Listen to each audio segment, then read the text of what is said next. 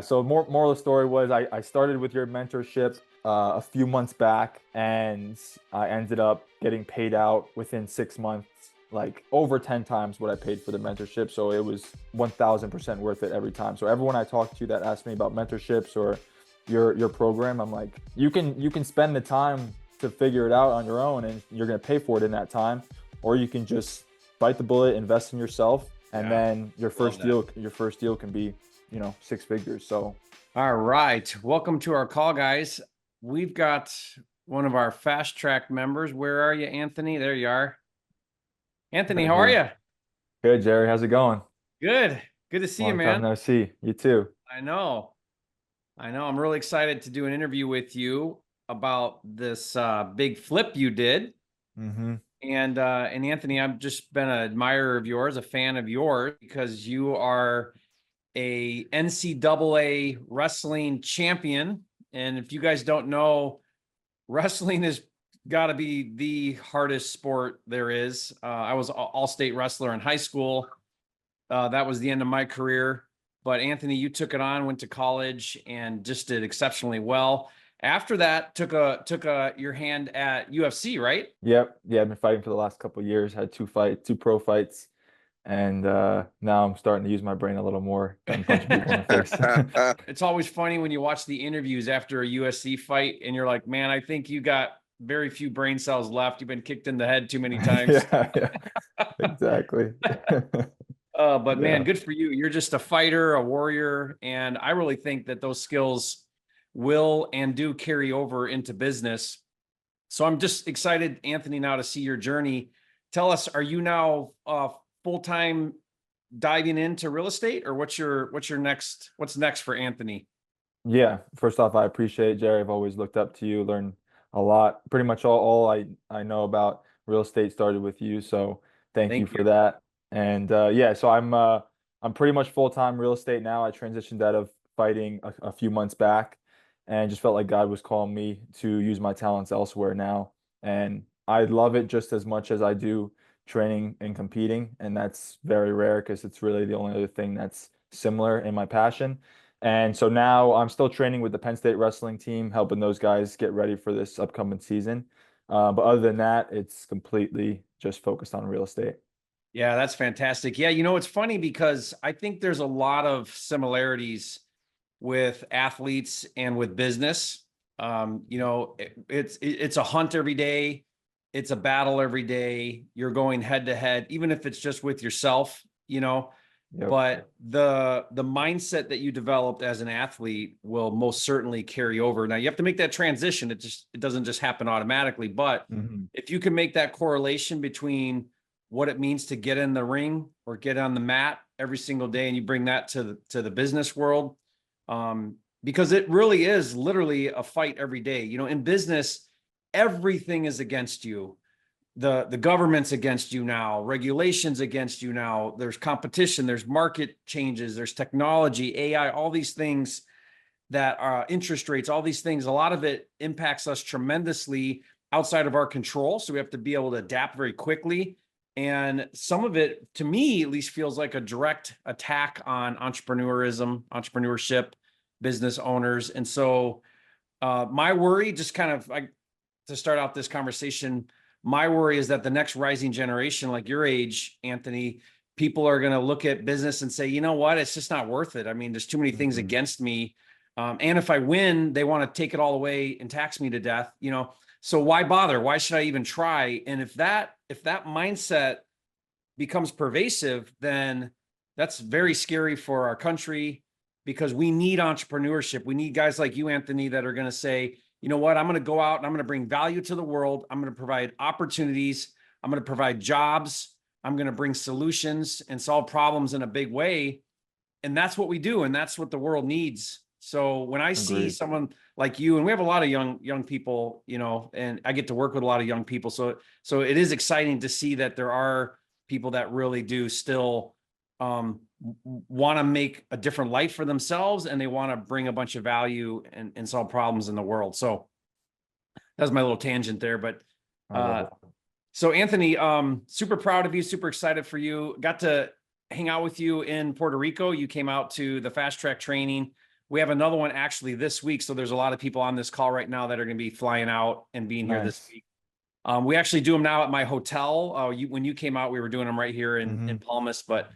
Uh, but I remember talking with you about a deal that you were in the middle of Mm-hmm. and you were working on, and we brainstormed and we came up with some ideas around how to take this deal down and maybe how to do the deal. You had some options. So I want to break down this deal because I think it's a huge learning lesson. You did really, really well with this deal, but maybe let's start there with like, okay, how you found this deal and then how you were facing multiple exits and opportunities. And then we can break down like what you ended up doing. Got it. So this deal actually was a family friend's property that passed away suddenly. So it was pretty unfortunate that the situation that was occurring, but his ex-wife actually was on title of the property and she lived in Germany. So the house was kind of just sitting there as we, did the funeral and this whole process. And so afterwards, I was like, I wonder what's going to happen with the house. And I found out that it was just her on title, so there was no probate or anything. So I was able to finally track her down after a few months, and told her what I was willing to do and that I was interested in purchasing the property. And she was open to it, but she was committed to listing the property with Mm, actually a mutual friend of ours. So I went to the agent and said, hey, I would like to purchase this off market and flip it. Can you help me do that? And then I'll relist with you on the back end so that you mm, get that commission instead. And so she agreed and she was going to list the property at 625, somewhere around there. mhm. And so I contacted the owner and said, hey, our mutual friend said she was going to list it around 625. What can you do if I purchase it directly from you, cover the closing costs, cash as is? And we kind of ran through what those numbers would look like. We agreed upon like 525, somewhere Mm, right around there. And then I went and saw the property. I walked it. I came back to her and said, hey, property needs a good amount of work. I know she's going to list it at 625. That doesn't mean that you're going to get that. So mhm. can we just agree on 500,000 flat? And I'll get you the cash within 30 days and you can just walk away. So she said yes. And And why do you think, Anthony? I mean, she had both numbers. She had Mhm. the agent's retail number, like, this would be on the open market, all the eyeballs get to see it. And yet she decided to go at 500. That's 125, or at least 100, Mhm. less, supposing that someone made an offer. She'd have commissions and things, but what do you think was going through her mind? Why the convenience of a cash offer? Yeah, so she was at a country, obviously. She Mm, was coming back to move some things out and didn't really want to deal with that whole process. She knew the property needed work. She hadn't seen the property in over a decade, so she had no emotional attachment to it and mhm, just kind of wanted to be done with it and get her cash close to, she knew she was selling at a discount, but she wanted the convenience of $500,000 wired into her account and that's it. And that's yeah. that's that's pretty much what happened. We spoke a couple times during the, title process and then we closed. And so that benefit for her was I'm going to be done with it. I don't have to think about it again. Yeah. And I just, increased my net worth by 500,000. It's a valuable lesson, and it's something that we all need to be reminded of, is that there's a certain type of seller, not all sellers, but there's a certain type of seller that will gladly, willingly sell to you and I at a discount, and a significant discount, for that speed and convenience of a cash offer. And so there's a lot of people like that don't quite grasp that concept, either outside our industry, and even a lot of people that get into wholesaling. In their mind, they're like, why would a seller take that discount? Why would they not just list it and sell it? It's not that much more work, or they don't need the money right this exact second, or why can't an agent list it and sell it? But if you talk to enough people, then we'll find that high motivation seller, that person that will take that cash offer and will do it at a discount for the speed and convenience.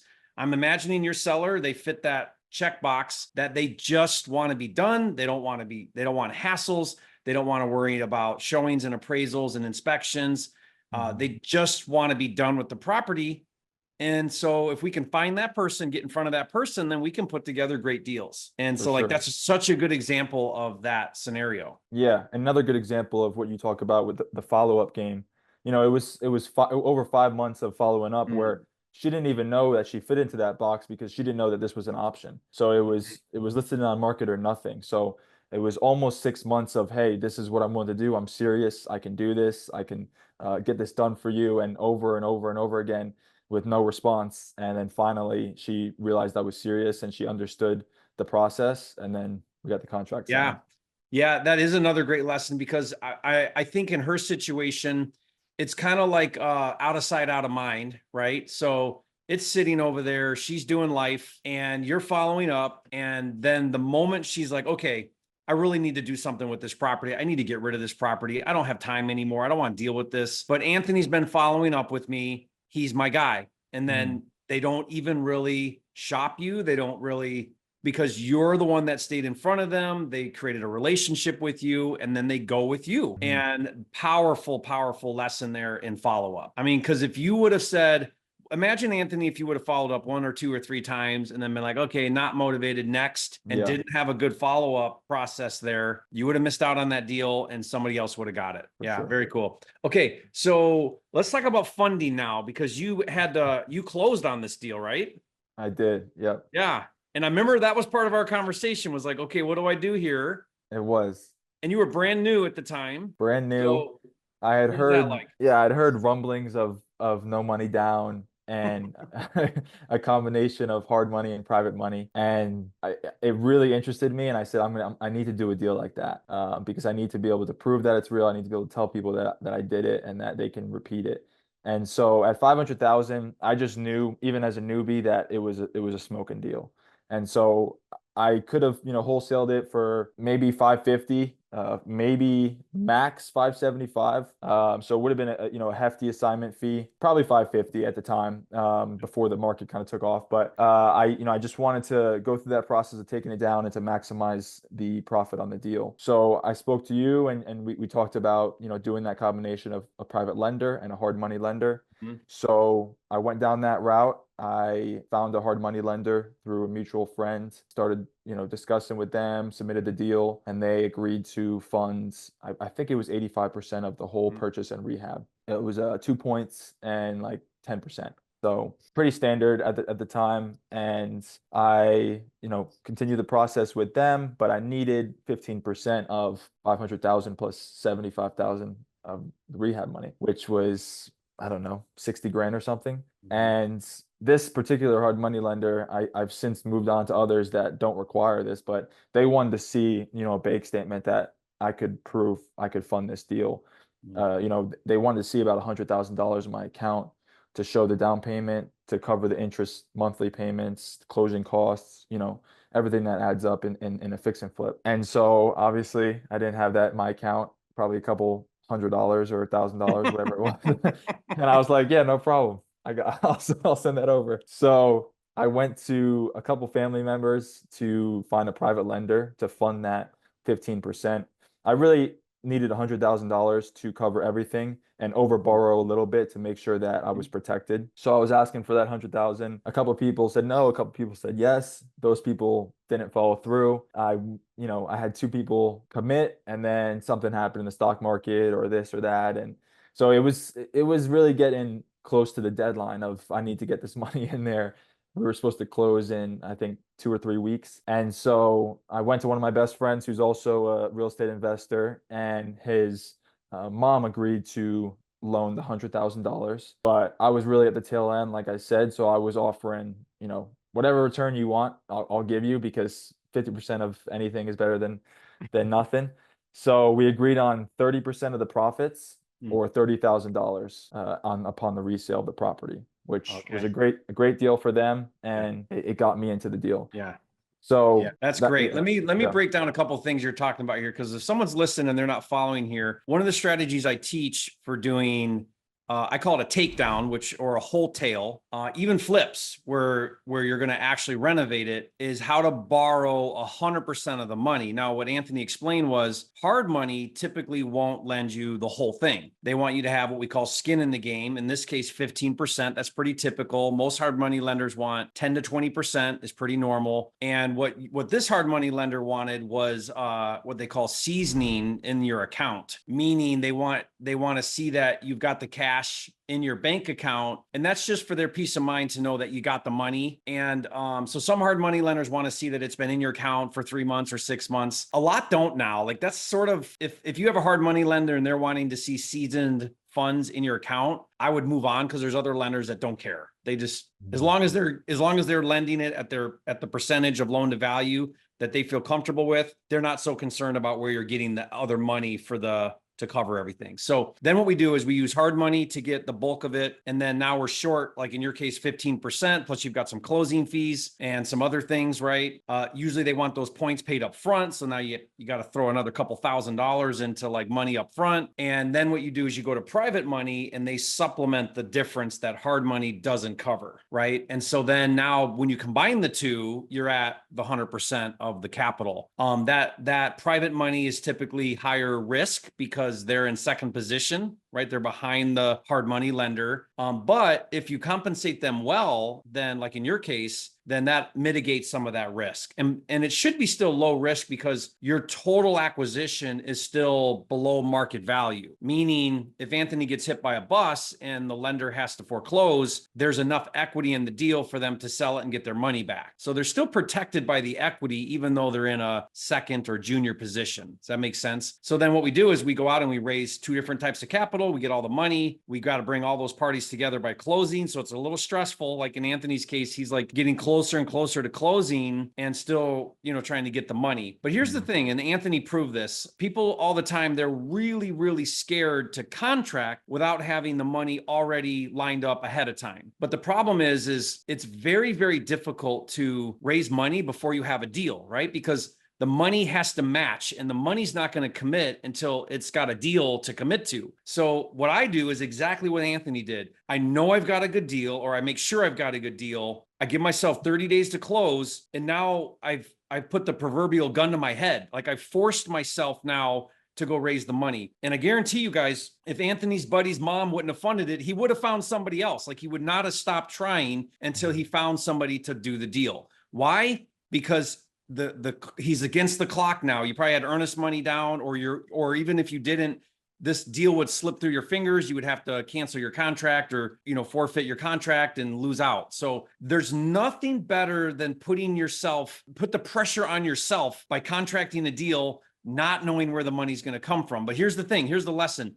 I've never once gotten a good deal and not found the money for it, or not found the buyer for it. I've never once gotten a good deal and not found a buyer to wholesale it to or raise the money to fund the deal. Not once in 20 years. I've certainly done it where I didn't have a good deal and couldn't get the money or couldn't find a buyer because it wasn't a very good deal. I've done that, but I've not gotten a good deal and not found the exit for it. So guys, this is why, like, one of the things I preach all the time, Anthony, is like, man, just make sure you get a really good deal. Like buy deep and everything gets easier. Like all your problems go away when you actually get a really good deal. So if you're worried about like, oh, what am I going to do? What am I going to do? Don't worry about that. Worry about making sure you're getting a really good deal. Because if you do that, then everything else falls into place. Not without work, because Anthony still had to work to raise the money. But guys, brand new, and he raises the money. So there is no excuse. You can't say, well, I don't have connections. I don't have this. I don't have that. I don't know what I'm doing. I don't have experience. It doesn't matter. A good deal will solve its own problem. It will fund itself, or it will find its own buyer if you just put yourself out there and talk to enough people. Okay. Like that's how this works. Good deals are hard to come by. There's always money for a good deal, and there's always buyers for a good deal. Yeah, I 100% agree, because especially being new, when you're going to a potential private lender and asking for $100,000, they're going to be like, for what? And you're going to be like, for a potential good deal. Yeah. For me, it was, okay, well, here's this property, here's the address. This is what I have it under contract for. This is what a licensed real estate agent said they'll list it for. So before I do any work, here's $125,000 of potential equity. So that's exactly, I just relied on the data because I didn't have any experience. Yeah, you sell it, you sell the deal. So you probably said to the private money lender, look, here's the numbers, here's the comps, here's pictures, here's what it looks like. This is why this is a good deal. Yeah. And when you have a good deal and you take it even to someone who's brand new at private money lending, like your friend's mom, if you show them a compelling story, you got to tell a story, but if you show them the story, meaning here's why it's a deal, it's just common sense. They're going to look at it and go, okay, I see what you got it for. I see what you're telling me it's worth. I could do a little bit of research myself and verify that that's what it's worth. There's upside here. You're giving me a cut of the deal, like you're telling me I can make a 30% return on my money pretty quick. That's pretty generous. Like, I'm willing to roll the dice. Now, she probably rolled the dice more on you than the deal, because that's the other thing with private money. Now, hard money doesn't matter. Anthony could be the coolest guy, the nicest guy, the smartest guy in the world. Hard money could care less. They're only going to lend it if it's a good deal, and they're going to do their own underwriting and make sure it's a good deal. But private money, maybe they underwrite it, meaning like they're going to look at it, always bring it to them with that in mind. Like, you got to sell the deal. But with private money, it's usually more about the relationship, and do they trust Anthony? She's probably looking at Anthony going, okay, is this guy going to foul this up, and am I going to lose my 100 grand? Or is he somebody that I can trust that's going to see this deal through and get me paid back? That's probably more of what goes into the mindset with PML than anything. So whatever you did, Anthony, you sold her on lending you the money. Now, you mentioned one other thing that I teach too, which is, I call this finance my financing. And meaning what you did is you over borrowed from the PML. And what you did is you borrowed all the, not just the 15% down that hard money didn't cover, but you also borrowed closing fees. You also borrowed the points, and you also borrowed some carrying cost, because now you're going to have a pretty fat payment with that hard money lender. So you borrowed, I'm guessing, a couple months of interest payments as well. Yeah. And you lumped that all in. You said it was around 100,000. Well, that 100,000 is kind of covering all of those fees. So not only are you 100% funded, meaning on the purchase, but you're 100% in the whole deal, even the fees and the payments, you're 100% funded. Yeah. Right. So you're borrowing a little extra to cover those extra things, which is really smart way to do it. Yeah. I mean, I had a bunch of credit card debt. I put my Jerry Norton mentorship on a credit card. I was buying cold callers. I was doing everything. And so I spent not $1 on that deal, because I physically couldn't. So I overborrowed everything. Okay. So you take it down, you fund it, you got the money for it. Then what'd you do? So I closed in Puerto Rico. A traveling notary came out in between one of your sessions, and I closed on the deal in Puerto Rico. So cool. Yeah, after I did that, I presented the deal during one of your classes, and I said, well, what should my exit strategy be? So we went through all the numbers just like we just did. And at the time, it was 2022. COVID had just kind of died down a bit, and the market was skyrocketing. Yeah. And so you recommended, I had the intention of flipping it fully, but you recommended a wholesale, or now I guess you call it takedown. And basically you advised me to continue, closing on the property was closed at that point. So to basically just do some minor renovations, solve some inspection issues, stuff that would pop up for a buyer when they went to go purchase, but not do kitchen, baths, carpet, paint, what we were planning to do. So you said that you're going to be doing that in order to find a, diamond in the rough buyer that will pay close to at the after repair value, even though it's in as is condition. So I was like, all right, if Jerry says it, I'll trust him. So what'd you spend on that punch list of things? Do you remember? The intention was to spend $5,000. We spent 15 on it because my dad's my contractor and he got a little carried away. But which is easy to do. Yeah. But there was so much room. It was like it was okay. So we installed a French drain in the basement for some water issue. We did a whole new pathway out front just so the curb appeal looked much better. Stuff that we knew would enhance the value of it. And so yeah, it was about 15 grand for all that stuff. Some minor inspection stuff that would pop up with sewer and this and that. And then we went to go list it on the market. So this was the idea behind that, guys, is what Anthony's trying to do, and it's hard to do because where do you draw the line? But what the goal there is, how do I make this retail ready, move-in ready, inspection ready for a retail buyer? Because if a retail buyer comes along and they want it, what's going to happen is they're going to go get a mortgage inspection, or they're going to get a property inspection. And if that doesn't pass, then the lender's not going to fund them on purchasing it retail. So like if the furnace isn't working, or there's things like that. And so you want to just, the goal there is to just do enough for it to meet a retail demand. Now Anthony went a little further probably and did some curb appeal things and maybe some like very low cost things that are fast, but get a huge return on investment without doing all of the work to do a rehab, cabinets, tile, floors, all the things, and just get it retail ready or livable condition. Right. So, and this is a very powerful strategy because in the right neighborhood, in the right market, like at that time, it was nuts. People were literally paying ARV or close to ARV for a house that needed renovated. Now that's the spread there between as is and ARV has gone back to more normal, right? But at that point in time, because there was no inventory and everybody was dying for a house, that was such a good strategy because you almost got the same number without doing all the rehab and spending all the money. Yeah, exactly. So my original ARV was about 650 to 675, probably 675. So I knew I bought it right regardless, Yeah. but once you recommended to do that method, I was like, all right, and I could tell the market was really hot. So I was like, all right, let's do it. And so we agreed to list the property at, my agent wanted listed at 675. We went a little crazy and listed at 725. So it sat on the market for 2 weeks at 725, and everyone started getting a little jumpy. My investment, and so my agent, my investors, everybody. But I was like, nope, this is what Jerry told me. We're gonna find that buyer. I know it because the market was just like that. And so 2 weeks goes by. Agent's like, we need to do a price reduction. I'm like, all right, we'll drop it to 675. Try to create some more interest in it and create some type of bidding war. We drop it to 675. The very first offer on the property was 525. So it was like probably another wholesaler or flipper. Yeah, for And I was sure. like, I didn't even respond to the message. So 675 we're now at, and we're getting some full price offers, some full price conventional financing offers. And my agent's pumped. She's like, we're gonna take one of these offers. It's a great offer. You bought it for 500. It's a great spread. And I was like, no, we're not doing Yeah. it. And I was just looking through the text again, and she was like, I don't know who you're getting your advice from, but this is a great offer. You should be doing this.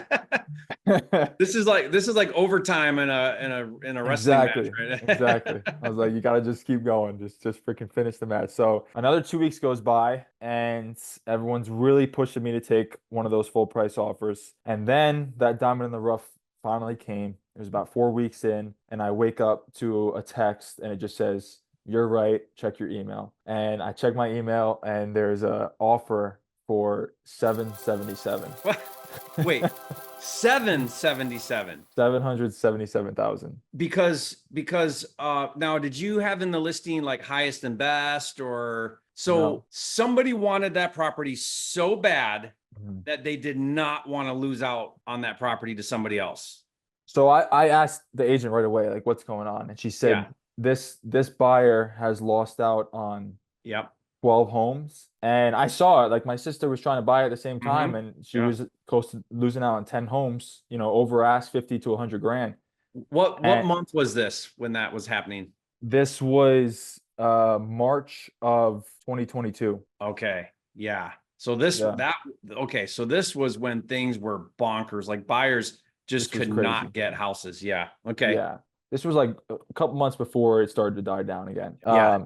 So yeah, he said that they lost out on 12 homes and they're done. They're just gonna put in like what probably they put in what they're approved for, Yeah. and just throwing it out there, and like if they get it, great. They don't really care. So seven's my lucky number. So I was like, all right, let's sign. So he put 20% down. We got proof of funds and we signed that day. And I was like, I don't know if this is gonna go through, but if it does, it's gonna be the craziest story. So I told a couple of days later, I told everybody, I was like, hey, we got an offer signed for 777, and they were like, what? I was like, I was like, yeah, you should have trusted Jerry and I. So they come back with a bunch of random buyer repair requests. They know they paid like way over Mhm. ask. And So it was you knew that was gonna happen. Like I would have done that too. Yeah. So Yeah. I was like, it was my first one. I was like, why are they asking for a new microwave and all these like Yeah. random things? So we were kind of going back and forth, and I was like I'm not doing that. And my dad was like, we're not doing those things. And so we went back and forth, and finally they were like,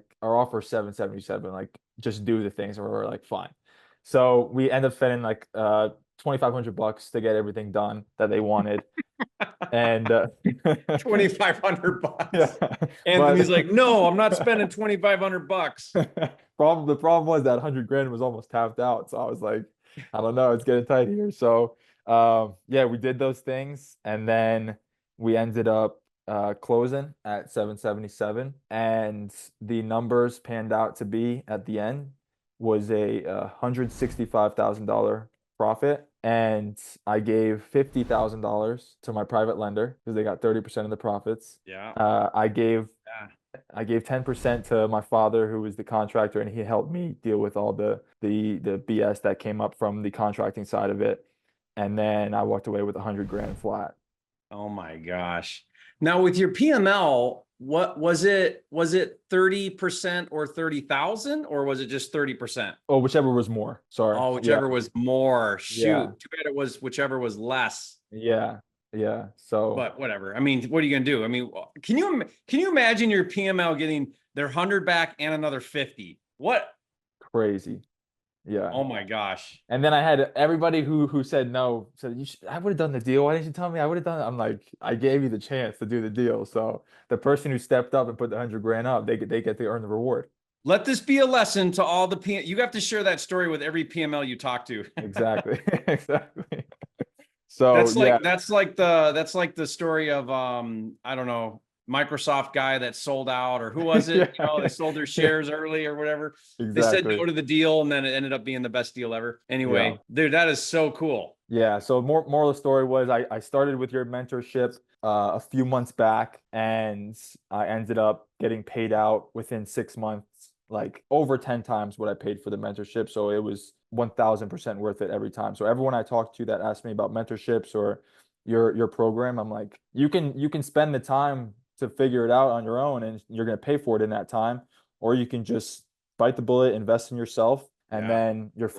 your first deal can be, 6 figures. So Well, and you're an athlete, so you know the power of good coaching, you mhm, know, a lot of it's accountability, things like that. But the thing is there you cannot shortcut this business. Either you're gonna pay in the school of hard knocks or pay in mentorship, but rents do, man. Like you gotta pay. You can't, mhm, there's no way of not paying. And unfortunately, what you did was so smart. I wish I did that when I was early on. I didn't see the value in it, like a lot of people probably do. I didn't see the value in mentorship. And so, like Anthony, I may have told you this, but man, I've made so many mistakes I didn't need to make. Things took way longer than they needed to take. You know, I still was growing and learning and doing, but I look back now and man, I'd give my right arm to have gone back and got good mentorship earlier than when I did. mhm. When I finally recognized the value of it, my success just skyrocketed because I started to surround myself with people that were at like a level I was trying to get to, and being around that, and just getting different ideas, and them asking me questions to get me to think outside what I already knew. All of that just paid off tremendously. So I'm so glad you said that. You know, that's so wise. And that's a lifelong thing now. Like from now on, I mean, I pay multiple six figures a year in mentorship in different areas that Wow. that I want to get better at, not just real estate, but because there's, if you could take one idea and that one idea you 10x, then that was a good Exactly. investment, you know? Yeah, for sure. Yeah. Yeah. So thank you for providing that option. At the time, you were one of the few people that were providing like a really solid mentorship. I've seen it kind of explode over the last couple of years, but just from your YouTube channel alone, you can learn the entire business. That's what, whenever Yeah. people ask me, I'm like, go to Jerry's YouTube channel, study that for 6 months, come back to me if you have anything left, and then go sign up for the mentorship. So we appreciate it. Yeah. And that takedown model that you did there, even though like in your case, you know, market was skyrocketing, but that model still works really well. In fact, we've been doing it more and more and more. I talk about it a lot more, but what we're finding is we can make 2 to 4 times as much, even after netting it all out, after borrowing money, paying closing fees, spending a little bit on repairs or whatever. Even after all those things, netting out 2 to 4 times more on average per deal than you would just doing a straight assignment. Wow. And so I think it's just a phenomenal strategy, and it's all about buying right, learning to get the capital structure correct, and then running that way with it. I mean, it certainly matters on the type of home and the market and things like that. If you can Yeah. really hit it well, like yours What market was that in again? That was in Princeton, New Jersey. So Yeah. yeah. Yeah. So, but remember, when you take it from off market to on market and you're patient a little bit, like you were really patient, which is so smart, you're getting the maximum exposure. There is no other way to get that much exposure because it's the MLS, because it rolls on to Zillow, Realtor.com, Redfin, all the agents see it, everybody sees it. And you're looking for that outlier. And that's what you found. You found that outlier that will pay more than everybody else. And what I find is every time I do this, I'll get like a bundle of offers that are where it should be, like where it makes sense. Yeah. And then there's that outlier that just pays way more. Yeah. It's going to be And my main strategy in Pennsylvania now, because I live in Pennsylvania. I do most of my business in New Jersey, but I'm starting to transition over good. State College, Penn State area. And Yeah. it's gonna be my main strategy, because with all the wholesale regulations, Pennsylvania is probably the worst, with having to, With their new law. yeah, with the new law So with coming. their new law, Anthony, if you set up shop in Pennsylvania, I think you'll kill it, because I really think that it all depends on enforcement, how well they enforce the new law. It goes into effect, I think January. Mm-hmm. But if you guys don't know, Pennsylvania passed a law that you have to disclose you're a wholesaler to the seller, and the seller has a full 30 days to cancel the contract for any reason at all. And so if you're a seasoned wholesaler or you're an experienced wholesaler, that's a huge risk to go under contract as a business model, knowing that the seller could just cancel, go with another offer. Your cash buyers could backdoor you. Other wholesalers could come in and offer $1,000 more, and the seller cancel your contract, go with that one. They can do all of that. In fact, the law encourages that. So your legally binding contract is worthless if you're a wholesaler. Now, if you're a buyer, which is takedown method, if you're a buyer, you don't have to do any of that. So becoming a buyer, even though you're just going to resell like a takedown, is going to be a killer strategy in Pennsylvania. Yeah. Because you're going to have less competition. Yeah. And even if you don't, what you can do, Anthony, there is you can throw every wholesaler under the bus. Because let's say you sit down with a seller and they got other offers and they're wholesaler offers. Those offers are going to be loosey-goosey garbage offers, because they're going to have high contingencies. They're going to have low earnest money. So you sit down and you say, hey, and the seller says, hey, Anthony, I got 4 other offers right here. What's so special about you? You can say, I can waive inspections. I can put down earnest money. Those are actually not legit offers, because those aren't real buyers. I'm a real buyer. Yeah. Right. I'm a real buyer. And you can say you're a real buyer because you actually buy. And it'll just give you such a competitive advantage, So anyway, I'm excited for you. Thank you. Appreciate it. Yeah. Awesome. Well, Anthony, you're a flipping genius. Guys, leave a comment, say, Anthony, way to go. You're a flipping genius. Well, great call. Thank you again, Anthony, for your time and sharing everything. This was really, really awesome call. A lot of learning here. So thank you. Appreciate everybody for being here. And I'll see some of you guys this week. And otherwise, we'll catch you on the next one. Thanks, Jerry. Thanks, everybody. Talk to you Thanks. soon.